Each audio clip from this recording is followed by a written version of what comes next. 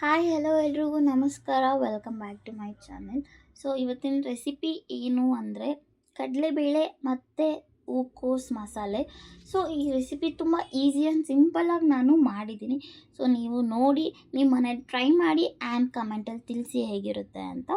So ಫಸ್ಟಾಗಿ ನಾವು ಕೊಬ್ಬರಿ ಮತ್ತು ಈರುಳ್ಳಿನ ನೀಟಾಗಿ ಚಿಕ್ಕ ಚಿಕ್ಕದಾಗಿ ಕಟ್ ಮಾಡ್ಕೋಬೇಕು.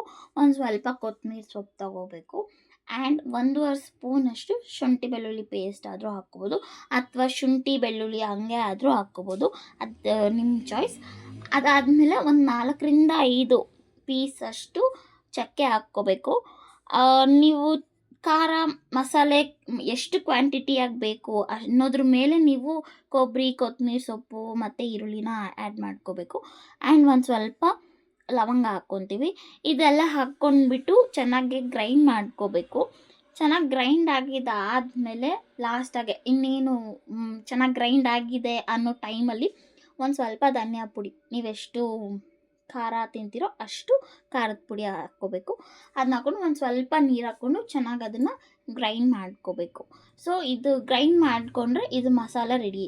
ತುಂಬ ಈಸಿಯಾಗಿ ಮಾಡ್ಬೋದು ಈ ಸಾಂಬಾರನ್ನ, ತುಂಬ ಟೇಸ್ಟಿಯಾಗೂ ಇರುತ್ತೆ. ನಾನ್ ವೆಜ್ ತಿಂದಿಲ್ದಿರೋರಿಗೆ ಇದು ಒಂಥರ ಮಸಾಲೆ ಸಾಂಬಾರು ಅನ್ನೋ ಥರ ಇರುತ್ತೆ. ಸೊ ನೀವು ಮನೇಲಿ ಇದನ್ನು ಟ್ರೈ ಮಾಡಿ ಆ್ಯಂಡ್ ನನಗೆ ತಿಳಿಸಿ ಹೇಗಿರುತ್ತೆ ಅಂತ.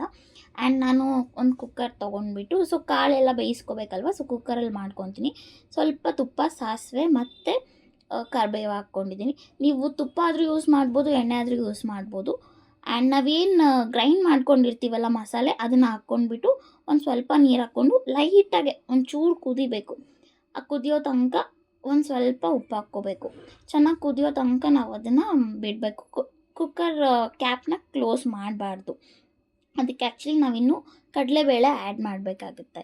ಸೊ ನೀಟಾಗಿ ಅದು ಒಂದು ಸ್ವಲ್ಪ ಲೈಟಾಗಿ ಕುದಿಯೋಕೆ ಸ್ಟಾರ್ಟ್ ಆದಾಗ ಆಲೂಗಡ್ಡೆ, ಅದು ನಿಮ್ಮ ಇಷ್ಟ. ಪೊಟ್ಯಾಟೊ ನೀವು ಆ್ಯಡ್ ಮಾಡ್ಕೊಳಂಗಿದ್ರೆ ಆ್ಯಡ್ ಮಾಡ್ಕೋಬೋದು, ಇಲ್ಲ ಬಿಡ್ಬೋದು. ಸೊ ನಾವು ಪೊಟ್ಯಾಟೊ ಹಾಕ್ಕೊಂಡಿದ್ದೀವಿ. ಆ್ಯಂಡ್ ಕಡಲೆ ಪಪ್ಪು ಅಲ್ಲ, ಕಡಲೆಬೇಳೆನ ಹಾಕ್ಕೋಬೇಕು. ಅದನ್ನ ಹಾಕ್ಕೊಂಡಿದ್ದಾದ್ಮೇಲೆ ಒಂದು ವಿಸಿಲ್ಗೆ ಇಟ್ಕೋಬೇಕು. ಒಂದು ವಿಸಿಲ್ ಇಟ್ಕೊಂಡಿದ್ದಾದ್ಮೇಲೆ ಒಂದು ವಿಸಿಲ್ ಕೂಗಿಸ್ಕೋಬೇಕು ಸಾಂಬಾರನ್ನ. ನೋಡಿ ಈ ಥರ ಆಗಿರುತ್ತೆ.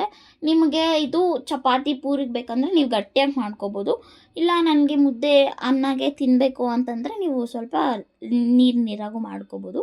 ಆ್ಯಂಡ್ ಹೂಕೋಸನ್ನ ನಾನು ಇಲ್ಲಿ ಏನು ಮಾಡ್ತಾಯಿದ್ದೀನಿ ಅಂದರೆ ಪೀಸಸ್ ಆಗಿ ಕಟ್ ಮಾಡಿ ಇಟ್ಕೊಂಡಿದ್ದೀನಿ. ಅರಿಶಿನ ಮತ್ತು ಒಂದು ಸ್ವಲ್ಪ ನೀರು ಚೆನ್ನಾಗಿ ಕುದಿಸ್ಕೋಬೇಕು. ಆ ಬಿಸಿ ಬಿಸಿ ನೀರಲ್ಲಿ ನಾನು ಇದೇನು ಕಟ್ ಮಾಡಿ ಇಟ್ಕೊಂಡಿದ್ದೀನೋ ಅದನ್ನ ಹಾಕ್ಕೊಂಡು ಒಂದು 10 ಮಿನಿಟ್ಸ್ ಬಿಡ್ತೀನಿ.